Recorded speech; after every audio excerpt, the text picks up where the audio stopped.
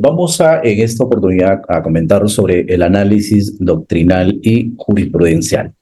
En esa línea, cuando nosotros revisamos de manera taxativa el artículo 200, inciso 2 de la Constitución Política del Perú, se aprecia que en su redacción literal establece que procede el amparo contra normas, o sea, perdón, no procede el amparo contra normas legales ni contra resoluciones judiciales. Entonces, esto nos conlleva o nos conllevó a un razonamiento, a una preocupación dentro del grupo cuando analizas, no, bueno, cuando lees de manera taxativa lo que establecen los cientos. Entonces, ¿por qué encontramos resoluciones a nivel o sentencias o expedientes que llegan, en este caso, al Tribunal Constitucional? Esa es la pregunta que deberíamos hacernos. ¿Sí? A la letra dice, en el caso puntual, que no procede contra resoluciones judiciales. Entonces, ese es el análisis que tendríamos que entender nosotros como estudiantes de Derecho, porque ahí hay que leer, como siempre se dice, contrario un sensu, ¿no? O sea, contrario a la ley lo que me dice, al revés, ¿no? Y quiero que en esta oportunidad se queden con esa idea, con esa lectura, porque vamos a analizar ya netamente la jurisprudencia y no de repente entrarnos de repente en una situación adversa en el entendido del artículo 200, ¿no? Entonces, cuando se analiza a nivel de la jurisprudencia, nosotros encontramos el enfoque restrictivo y el enfoque moderado y el enfoque extensivo. Esto nos lleva a analizar entonces que si realmente el Tribunal Constitucional debería ver los casos o tendría que analizar las resoluciones que naturalmente ya llegan pues en casación de repente a la Corte Suprema o al juez constitucional, ¿no?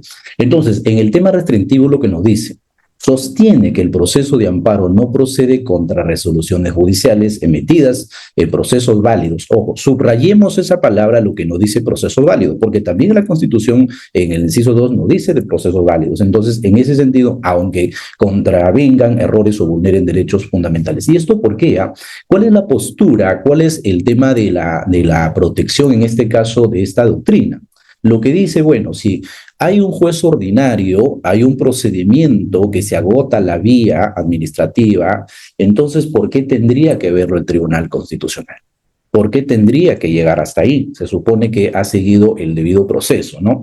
Esa es la idea o esa es la doctrina o los que aportan, diría, en este enfoque.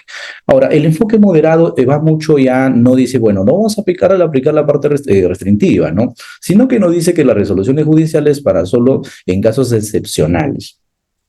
Compañeros arriba han revisado ya un poco de derecho comparado, como por ejemplo México, como el tema de Argentina, el tema de Colombia. Entonces, que si bien es cierto dentro de su texto de la parte constitucional, desarrolla justamente estas pautas en lo que realmente una persona que se ve afectado su derecho puede ir al tribunal, ¿no? Entonces aquí ya la situación como que dicen, sí, está bien, vamos a proteger, vamos a ser un poco más proteccionistas de los derechos constitucionales de las personas. Ahora, el enfoque extensivo, ya esto va más allá, justamente, y ahí viene el problema. Ahí viene el problema que vamos a analizar a la siguiente casación, ¿no? Porque al aplicar esta figura o esta doctrina, diría, pues ya como que estaríamos un tanto vulnerando quizás la seguridad jurídica y por ahí generando de repente algunos problemas a nivel, obviamente, del proceso netamente de derechos constitucionales. Entonces vamos a quedarnos con la idea de que el enfoque extensivo, la que vamos a analizar la jurisprudencia, ahí se ha generado un debate a nivel de la parte jurídica si realmente el tribunal debería verlo. Ahora, en el expediente 3179 del 2004, en el proceso de amparo del Tribunal Constitucional, entonces aquí vamos a analizar las partes. ¿Quiénes son las partes procesales? Por ejemplo, aquí tenemos a Polonia, ¿no? ¿Contra quién? Contra el tema del primer juzgado mixto de Huamanga. ¿Cuál fue aquí el problema de fondo, ¿no? Entonces el problema de fondo fue la señora Apolonia. ¿Qué es lo que pasa? Entonces obviamente lo que lleva al Tribunal Constitucional es porque dice, bueno, me han violado el derecho a la propiedad, porque ella había comprado un carro y obviamente el carro lo estaban quitando, por decirlo en palabras comunes, ¿no? Entonces, en esa situación dice, pero yo tengo derecho a esa propiedad de acuerdo al artículo 70 de la Constitución y no me la pueden pues arrebatar, porque yo qué culpa tengo que ha habido un tema penal ahí por el tema de tráfico, no sé, narcotráfico, todo lo que fuera. Yo no estoy metido en eso, dice la persona. Entonces, y por lo tanto, el Tribunal Constitucional debería proteger este derecho, ¿no? Que es un derecho sustantivo, de hecho está, ¿no?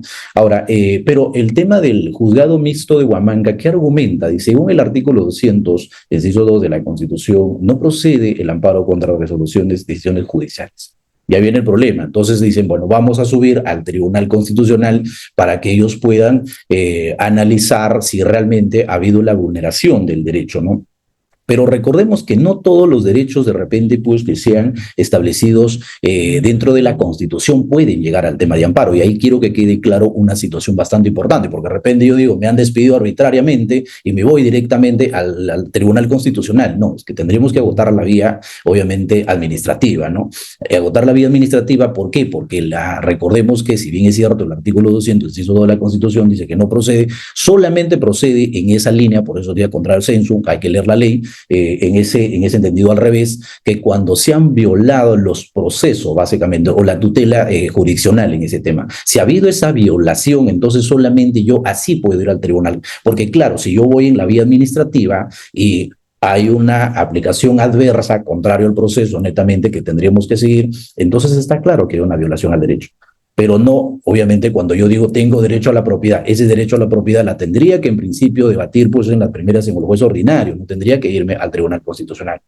Entonces, ¿qué es lo que ocurre? A partir de esta sentencia o este expediente, la 3179, se genera este gran debate, se genera un problema. ¿Por qué? Porque lo que desarrolla en el fallo del Tribunal Constitucional lo que dice, en sí declaró improcedente, ¿no? Pero lo que realmente da un giro jurisprudencial en ese tema, porque dice, no solamente se ampara a la violación del debido o al debido proceso que tendríamos o que tenemos todo derecho por Constitución, sino que también deberían admitirse estos temas de derecho como el derecho a la propiedad. Y ahí viene el problema, ¿no? Entonces, cuando nosotros analizamos ahí, a ver, entonces quedamos en resumen, que solamente podríamos ir al Tribunal Constitucional con una medida de amparo siempre que haya habido una violación al debido proceso, a esa cautela que nosotros tenemos o al acceso a la justicia.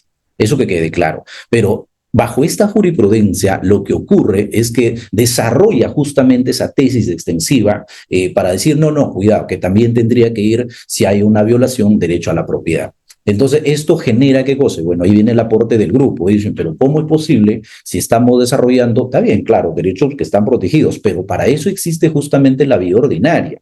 Para eso existe el juez, de repente, pues que valide. Si yo veo que naturalmente el juez de primera instancia ha violado mis derechos, pues sigo el camino a la segunda instancia.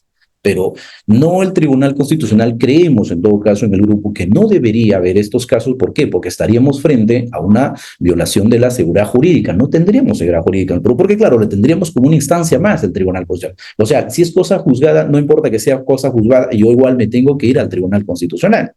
Lo cual realmente entonces yo no estaría seguro si ocurre realmente cuando llevo un caso a la Suprema y digo, bueno, pues todavía me queda el Tribunal Constitucional, ¿no?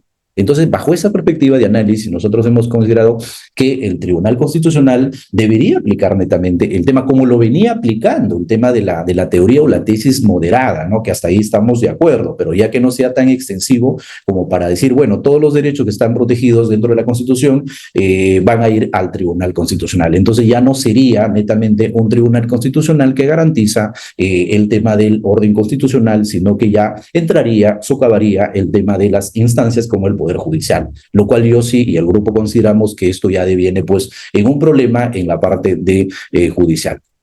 Bien, entonces vamos a ver en la parte de la conclusión lo que hemos dicho justamente en el proceso de amparo en el marco del Estado constitucional de derecho. Claro, está bien, como ya han desarrollado mis compañeros en instancias, han dicho, bueno, sí, pues es una medida que está dentro de la Constitución, que tenemos todas las personas que somos en alguna oportunidad de repente vulnerados de los derechos, pues tenemos el mecanismo de recurrir a ello.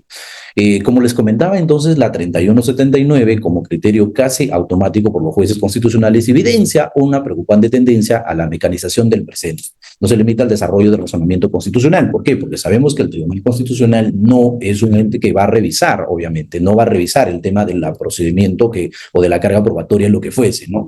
No, eso no va a ocurrir, pero al haber una sentencia que ya inclusive hay otras expedientes, otros casos que han jalado este 3179, para decirlo, mira lo que ha dicho el Tribunal Constitucional en esa sentencia, o perdón, el expediente, ¿no? Entonces, como que eso genera un precedente para todos los jueces y eso sí, realmente, desde nuestro punto de vista, genera bastante preocupación o inestabilidad y claro, ha sido materia de debate, obviamente, dentro de los ámbitos del ámbito jurídico, ¿no?